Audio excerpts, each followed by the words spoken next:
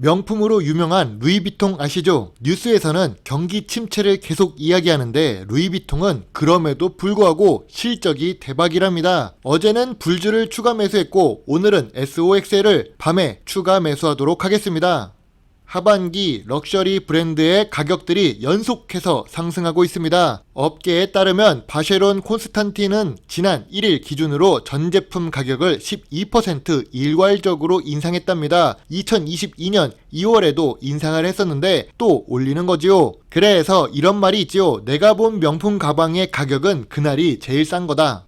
이렇게 가격이 인상되면 덜 구매해야 하는데 아니 글쎄 실적도 대박이랍니다. 미국인이 강달러라서 혼자 저 실적을 만드는 걸까요? 아니겠지요. 설명하기 어려우니까 최근 경기 침체 우려에도 불구하고 구매력이 증가해서 예상치를 뛰어넘는 실적이 나왔답니다. 이런 거 보면 한국 주식들이랑 다르죠. 한국은 역대 최고의 실적을 만들어도 하락하는데 경기 침체라면서 어렵다면서 하락을 시키고 주가가 오르면 또 뭐라고 설명할까요? 코로나19 이후 보복 소비의 수혜주가 된답니다. 오르면 보복 소비, 내리면 경기 침체겠죠. 전쟁 같은 지정학적 우려와 경기 후퇴 우려, 경제적 어려움에도 불구하고 소비는 타격이 없답니다.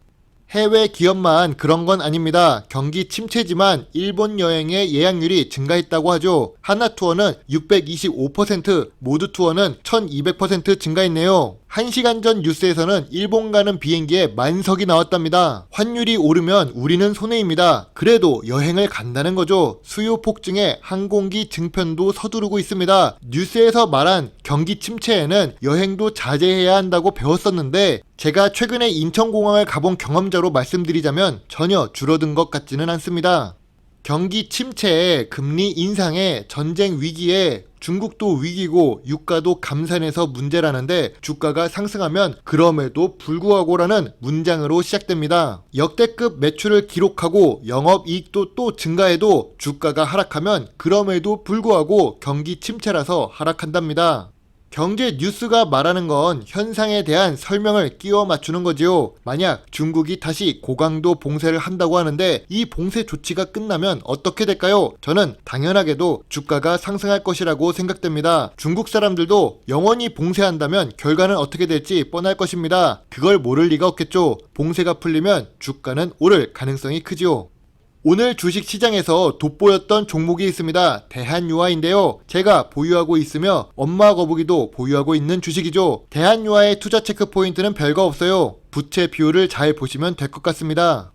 하루 이틀도 아니고 18개월째 하락하는 중입니다. 하락하는 와중에도 몇 차례 수익을 주기도 했는데 이제는 조금 어려워 보이네요. 다행인 점은 하락폭이 감소했다는 점입니다. 아래로 내려가는 폭이 어느 정도 감소했죠.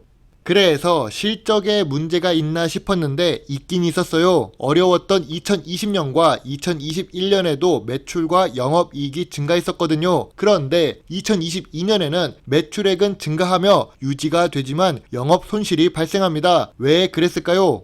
아하, 대한유아가 50일에 걸쳐서 사업장의 가동을 중단한답니다. 자발적으로 말이죠. 왜냐면 정기 보수로 공장 가동을 멈춘답니다. 그럼 뭐 적자는 지속되겠네요. 이미 상반기에 마이너스를 기록했었기 때문이죠. 근본적으로 사업을 안 해서 마이너스를 본다기보다는 나프타 원료의 가격이 상승했기 때문입니다. 그래도 대한유아가 연간 적자를 기록한 날은 2012년이었고 10년 만의 위기네요.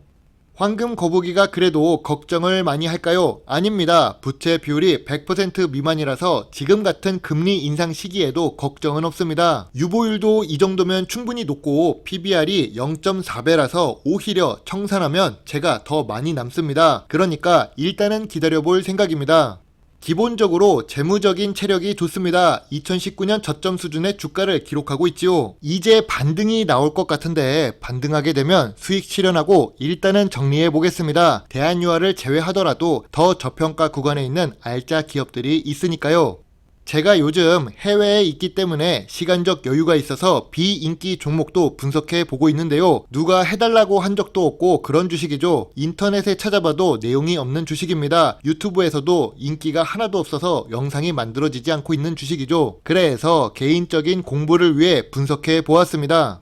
조금 신기한 종목이에요. 왜냐하면 2020년에 남들 다 어렵다고 했는데 2019년까지 적자를 기록했던 경인전자가 2020년에 수익으로 전환됩니다. 2021년에도 마찬가지고 2022년에는 3분기 실적이 나와야 알겠지만 궁금했습니다.